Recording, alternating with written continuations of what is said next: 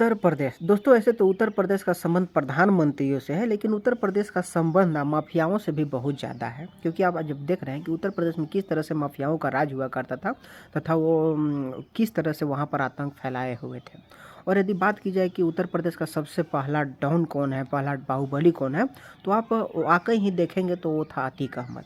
क्योंकि अतीक अहमद एक ऐसा व्यक्ति था जो कि अपने कार्यों को सत्ता के बल पर किया करता था। तो दोस्तों, आप सोचते होंगे, समझते होंगे, यदि चिंतन करते होंगे तो आपको ये चीज़ भली भांति पता होगा कि अतीक अहमद आज न कल इतिहास बनने ही वाला है। तो आप उसके इतिहास के बारे में जानना तो चाहेंगे ही, इसीलिए मैं उसके पहले ही बता देना चाहता हूँ। और जो इतिहास बनने वाला है वो किसी भी कारण से बन सकता है। हो सकता है कि जिस जेल में होगा वहाँ पर लाइट चली जाए तो उसे सांप काट दे, कुछ वहाँ पर अनहोनी हो जाए। हो सकता है कि कहीं ले जाते समय कुछ अज्ञात लोगों के द्वारा उस पर हमला कर दिया जाए और उसे गोली मार करके वहीं पर मौत दे दिया जाए। हो सकता है कि उसका हार्ट फेलियर हो जाए। चाहे अलग अलग कारण हो सकते हैं, क्योंकि अब अतीक अहमद पुलिस से हथियार छीन करके तो भागेगा नहीं, क्योंकि ऐसी घटना घट चुकी है पहले ही। अब यूपी पुलिस की गाड़ी तो पलटेगी ही नहीं। तो उसके इतिहास बनने का और भी अलग अलग कारण हो सकते हैं। तो इसीलिए आज मैं आपको उसका इतिहास बता देना चाहता हूँ कि कैसा था। तो दोस्तों, आप यदि उसके बचपन से शुरू करें तो उसके पिता थे फिरोज अहमद, जो कि पंचर नहीं बनाते थे बल्कि वो रिक्शा चलाते थे। और अतीक अहमद एक ऐसा व्यक्ति था जिसे कि पढ़ाई वढ़ाई मन नहीं लगा, 10वीं भी पास नहीं कर पाया।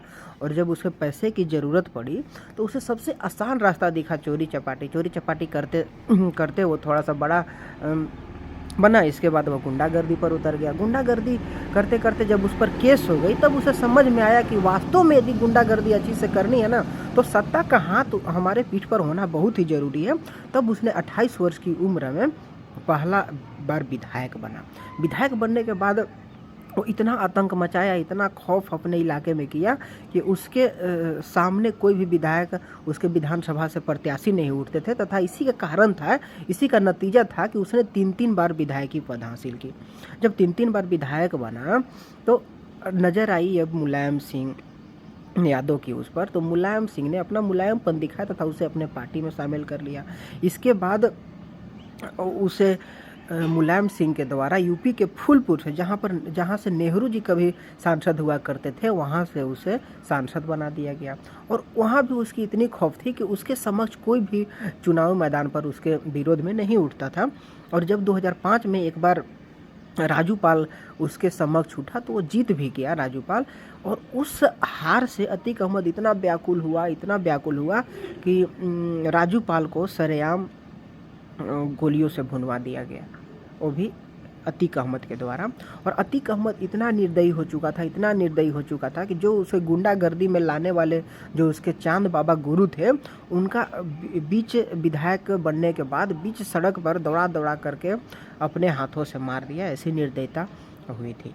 और आज अब देख रहे हैं कि किस तरह से अतीक अहमद को यहाँ से वहाँ सैर कराया जा रहा है।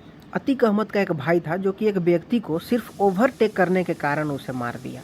अतीक अहमद ऐसा व्यक्ति था जो कि किसी भी कॉलेज में घुस करके कहीं पर भी किसी भी प्रिंसिपल को, कोई भी टीचर हो, कोई भी मास्टर हो, उसे मार देता था। तो बच्चों का क्या हाल होगा, छात्राओं का क्या हाल होगा, वो तो आप भली भांति समझ ही सकते हैं। अतीक अहमद जिस धंधा को चाहता था उस धंधा को करता था, जिस धंधा में घुसता था उसे सफलतापूर्वक करता था, क्योंकि उसके ऊपर सत्ता की हाथ थी। उसके ऊपर उत्तर प्रदेश के मुख्यमंत्री का हाथ था, उसकी पहुंच लखनऊ तक थी, विधानसभा तक थी। तो वो कोई भी काम करता था, उसे अपने कामों को करने में बहुत ही सफलता मिली जब उसके सिर पर मुख्यमंत्री का हाथ हुआ करता था। वो अपने काम जैसे हत्या, लूट, मर्डर और भी जो अलग अलग माफियागिरी का काम था, वो बड़ा ही आसानी से उसके द्वारा किया जाने लगा। जो भी पत्रकार उसके खिलाफ बोलता, उसकी सांसें हमेशा के लिए बंद कर दी जाती थी। तथा इसी का खौफ था कि अतीक अहमद के जितने बेटे थे, बहन थी, पत्नियां थी, सारे के सारे उसके जितने भी रिलेटिव लोग थे, सारे के सारे बाहुबली के कार्यों में, गुंडागर्दी के कार्यों में सम्मिलित हो गए।